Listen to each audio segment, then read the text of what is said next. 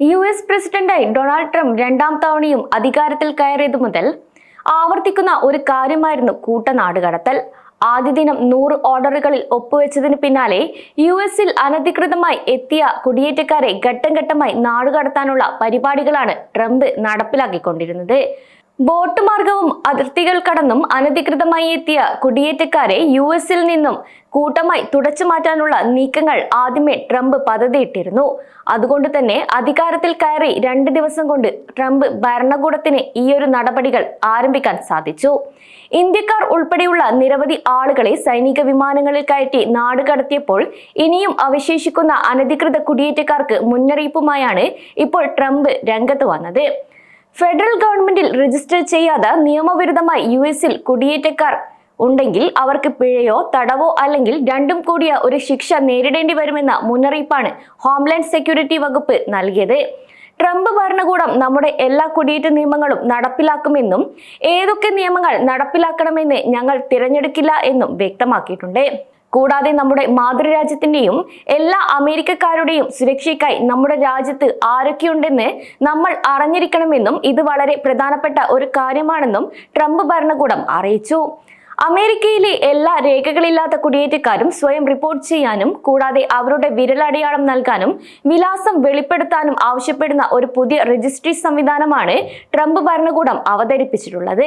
ഇത് പാലിക്കപ്പെട്ടിട്ടില്ലെങ്കിൽ പിഴയോ പ്രോസിക്യൂഷനോ നേരിടേണ്ടി വരുമെന്ന് ഇമിഗ്രേഷൻ ഉദ്യോഗസ്ഥർ ഒന്നടക്കം വ്യക്തമാക്കി.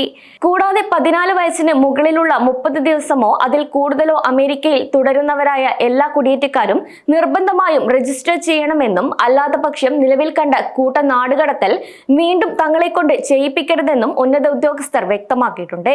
കൂടാതെ കൂട്ട നാടുകടത്തലുകളുടെയും കർശനമായ അതിർത്തി നിയന്ത്രണ നടപടികളുടെയും പ്രചരണ വാഗ്ദാനങ്ങൾ നിറവേറ്റാനുള്ള ഭരണകൂടത്തിന്റെ ശ്രമമായ നീക്കങ്ങളുടെ ഭാഗമായാണ് പുതിയ നടപടി.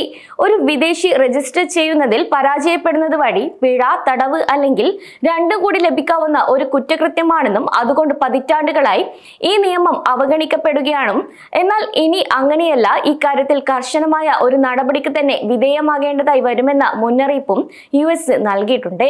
എന്നാൽ വരും ദിവസങ്ങളിലായി ഇത് സംബന്ധിച്ച US citizenship and immigration service ഒരു രജിസ്ട്രേഷൻ ഫോം നടപടിക്രമവും അവതരിപ്പിക്കുമെന്നാണ് പ്രതീക്ഷിക്കുന്നത്. കൂടാതെ ഇമിഗ്രേഷൻ സംബന്ധിച്ച എക്സിക്യൂട്ടീവ് ഉത്തരവുകളിൽ ട്രംപ് ഈ സംരംഭത്തിന് കൂടെ ഒപ്പുവെച്ചിരുന്നു.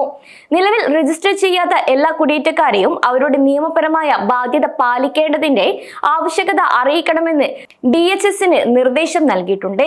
എന്നാൽ എത്ര രേഖകളില്ലാത്ത കുടിയേറ്റക്കാർ സ്വമേധയാ രജിസ്റ്റർ ചെയ്യുമെന്ന കാര്യം അനിശ്ചിതത്തിലാണ്. കാരണം അങ്ങനെ ചെയ്യുന്നത് അവരുടെ ഐഡന്റിറ്റിയും താമസ സ്ഥലവും ഫെഡറൽ അധികാരികൾക്കുള്ള ഒരു വെളിപ്പെടുത്തലുമാകും. അതുകൊണ്ട് തന്നെ പ്രാരംഭ നാടുകടത്തൽ ശ്രമങ്ങൾ ക്രിമിനൽ രേഖകളുള്ള വ്യക്തികൾക്ക് മുൻഗണന നൽകുമെന്ന ഭരണകൂടം ഊന്നിപ്പറഞ്ഞിട്ടുമുണ്ട്. അതേസമയം ഇമിഗ്രേഷൻ അഭിഭാഷക ഗ്രൂപ്പായ നാഷണൽ ഇമിഗ്രേഷൻ ലോ സെന്റർ ഈ നിയമത്തിൽ ചില ആശങ്ക പ്രകടിപ്പിച്ചിട്ടുണ്ട്. അതായത് 1940-ലെ ഏലിയൻ രജിസ്ട്രേഷൻ ആക്ടിന് കീഴിലാണ് പൗരത്വമല്ലാത്തവരുടെ അവസാന സമഗ്ര രജിസ്ട്രേഷൻ നടന്നത്. അന്ന് ദേശീയ സുരക്ഷാ ഭീഷണിയായി കരുതപ്പെടുന്ന വ്യക്തികളെ തിരിച്ചറിയുക എന്നതായിരുന്നു ഇതിന്റെ പ്രധാന ലക്ഷ്യം. കൂടാതെ നാടുകടത്തലിനുള്ള ഒരു ഉപകരണമായി ഒരു ആധുനിക രജിസ്ട്രി ഉപയോഗിക്കാമെന്ന് സംഘടന മുന്നറിയിപ്പ് നൽകിയിട്ടുണ്ടായിരുന്നു. അതുകൊണ്ട് മുൻപ് രജിസ്റ്റർ ചെയ്യാൻ കഴിയാത്ത പൗരന്മാരല്ലാത്തവർക്കായി ഒരു രജിസ്ട്രേഷൻ പ്രക്രിയ സൃഷ്ടിക്കാൻ ട്രംപ് ഭരണകൂടം നടത്തുന്ന ഏതൊരു ശ്രമവും ആളുകളെ തിരിച്ചറിയുന്നതിനും തടങ്കലിനും നാടുകടത്തലിനും ലക്ഷ്യമിടുന്നതിനും ഉപയോഗിക്കുമെന്നാണ് അവർ വ്യക്തമാക്കുന്നത്. അതേസമയം പുതിയ സംവിധാനം പുറത്തിറക്കിയിട്ടുണ്ട് എന്നല്ലാതെ എൻഫോഴ്സ്മെന്റ് സംവിധാനങ്ങളെ കുറിച്ചോ അവ എങ്ങനെ കൈകാര്യം ചെയ്യാനാണ് പദ്ധതിയിടുന്നത് എന്ന കാര്യത്തിൽ പോലും ഭരണകൂടം ഇതുവരെ വിശദാംശങ്ങൾ നൽകിയിട്ടില്ല.